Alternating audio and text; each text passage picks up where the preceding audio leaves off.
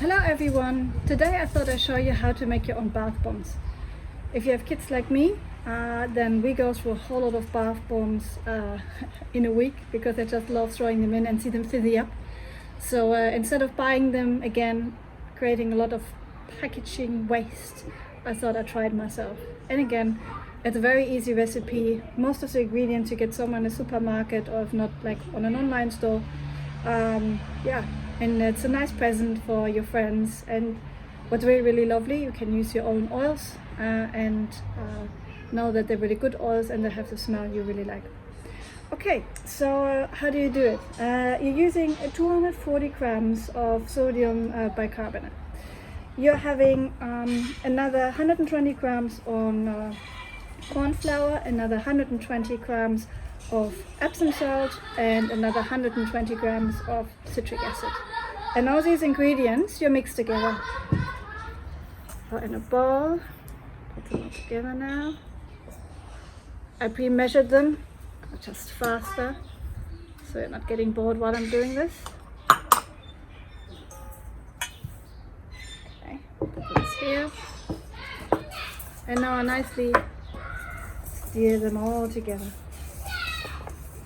Show you, takes a little while.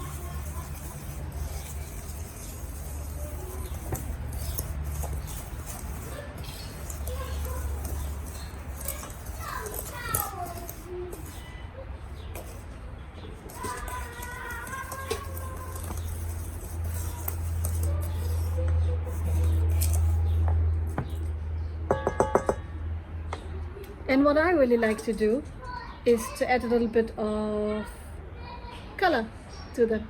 So I have here some purple, especially bath bomb color. I bought those online, and it just looks really nice. So include that in here and give it another stir.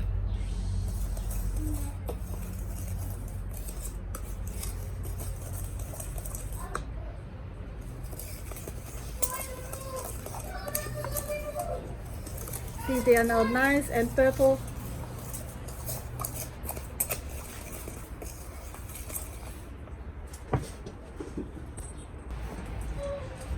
Hello everyone! Today I thought I'd show you how to make your own bath bombs. If you have kids like me, then we go through a whole lot of bath bombs in a week because I just love throwing them in and see them fizzy up. So instead of buying them again, creating a lot of packaging waste, I thought I'd try it myself. And again, it's a very easy recipe. Most of the ingredients you get somewhere in a supermarket, or if not, like on an online store. And it's a nice present for your friends. And what's really lovely, you can use your own oils and know that they're really good oils and they have the smell you really like. Okay, so how do you do it? You're using 240 grams of sodium bicarbonate. You're having another 120 grams on corn flour, another 120 grams of Epsom salt, and another 120 grams of citric acid. And all these ingredients you mix together. Put in a bowl, put them all together now. I pre-measured them, just faster, so you're not getting bored while I'm doing this.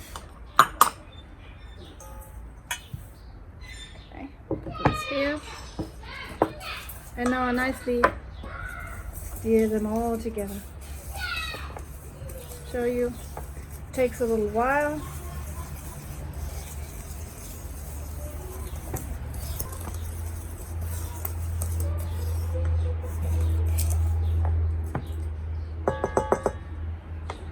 And what I really like to do is to add a little bit of color to them. So I have here some purple, especially bath bomb color. I bought those online, and it just looks really nice. So include that in here and give it another stir.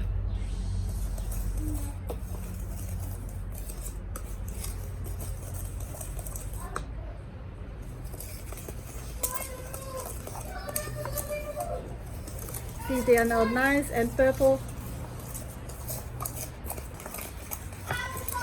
So now what I'm doing is we need to mix some oil into the overall mixture. So for that purpose, I have prepared already my oil, which is 15 grams worth of coconut oil. I took organic one because it was important to me. And as well some 14 milliliters of water. Needs to be exact, otherwise it wouldn't stick properly. And obviously our oil. I really love jasmine oil, I just like the flavor. So, but you can use any oil you would like. So I mix all that together now. And I'm normally using about 50 drops of this one.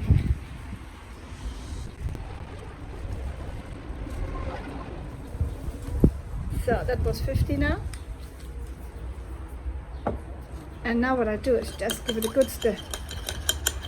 As you might know, water and oil doesn't really like to mix that well, and that's okay. Just try a little bit. And then what was really important, we only drip it into the mixture like 3-4 drops at the time, or kind of milliliter at the time, better to say. Why is that? Because you will see it's a bath bomb, so it will start filling because there's water in, right? But you need some water and oil in order to get this powder binding together, so it sticks actually together. So in order to do that, you have to be really careful for the bath bomb not to fizz before it ends up in the bath. So I think that's good to go now. Put that here. You can see a mixture here. Suck some stuff up. And I'm using my hand, my fist, because it goes easier. And now you do that for so long as your entire mixer is nice and wet, almost like a dough. So now I've mixed all the ingredients together, and you can see now if I mix this together, it stays together like a little ball.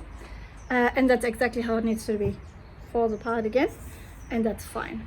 So you want to have a mixture which is roughly crumbly like this. Whoops, I'll screw it all out, in order to hold together. And depending on the size, small little molds like this, or even those, work really well. And all what you do is you put the little half ones here together. And if you have 2 of these round ones, even better. Because what you can do is you can make real little bath bombs in form of a ball. Both halves, push them together. Yeah. So put them all together. Lift it up, lift it here as well. Now put one here, you can see it. You have your bath bomb. Fantastic, isn't it? So I'm gonna do all of those. You will see I have quite a lot of bath bombs with this mixture, but they last quite long. Once they're dried after about a day, you can put them in a plastic bag and they last for a very long time. I hope you had fun, I hope you enjoyed, and I hope you like the recipe.